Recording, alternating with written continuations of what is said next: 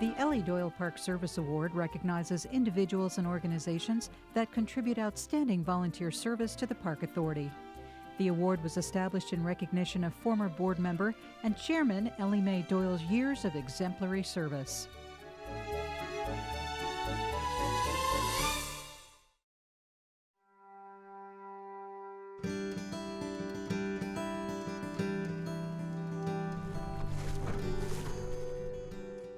Friends of Riverbend Park, which we abbreviate as FORB, is a citizens nonprofit organization organized to support Riverbend Park here on the Potomac River, just above Great Falls Park. We are dedicated to the support, the preservation, responsible stewardship, what you will, of the park and all of its facilities to make sure that its natural beauty and is undisturbed and maintained for the enjoyment and the education of all the park's visitors and neighbors.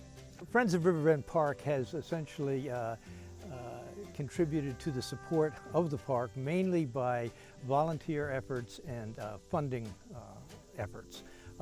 We have raised probably over $160,000 in the approximately 20 years of our existence towards many different projects. Some of them include field scholarships for disadvantaged or Title I school children,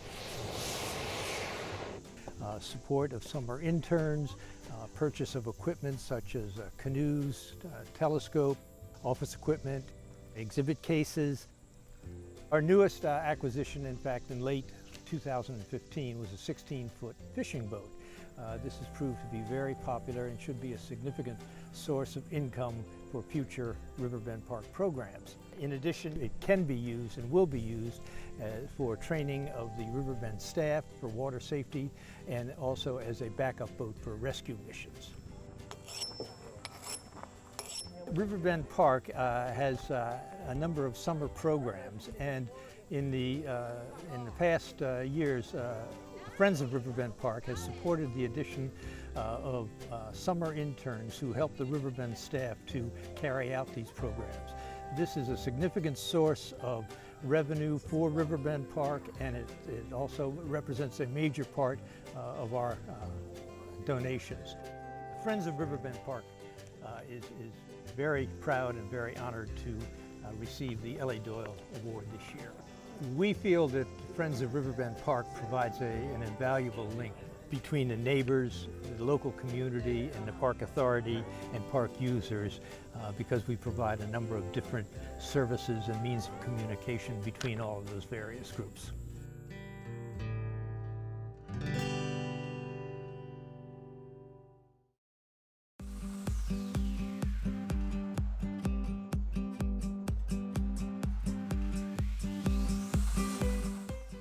The au pair program began at Spring Hill about 10 years ago when a young man from Ecuador walked through our doors and approached Shauna, our volunteer coordinator, introduced himself as an au pair and said that he would like to do his required volunteer hours at Spring Hill. And a lot of people think of the au pair program as a babysitting program, and he educated Shauna on the fact that he works 45 hours a week for his host family, that he is required to take 6 college credits in the year time that he'll be here, and that he must do at least 4 hours of volunteer work.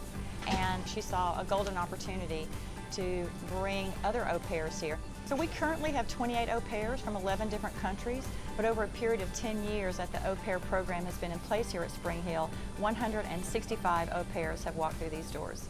As an au pair, I had to do tons of stuff, take care of children, drop them off at school, make breakfast, make dinner, wash their clothes. I had the responsibility of 2 children. You were just totally thrown off guard. You thought, oh, it's just babysitting. It's not. It's way harder than I thought.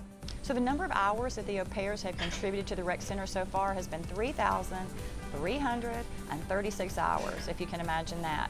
Now all of those hours translate into a savings of $87,036. The best part about volunteering at Spring Hill Rec Center are just the people here. We're all very close and we always have a lot of fun helping out and cleaning and doing all the things that need to be done. Responsibilities here at the rec center were cleaning the facilities, helping, translating sometimes, because there are a lot of people from all across the country. Sometimes there are like language barriers, so you had to help out. Also working around the pool area. We also had to pick out plants and do gardening stuff. On Earth Day, I planted a tree, but I think it died. I would encourage other au pairs or other people to come out to volunteer because the rec center has a great work atmosphere and great spirit. I lost contact to most of the people that I met, but not to the Spring Hill Rec Center. They send postcards for Christmas, Easter. We emailed each other back and forth, and now I'm back here as an intern and we still meet up. I'm honored to receive the Elly Doyle Award for volunteering because it acknowledged all the volunteer work that au pair volunteers have been doing over all years. Without the help of our volunteer au pairs, Spring Hill would be good, but it would not be great.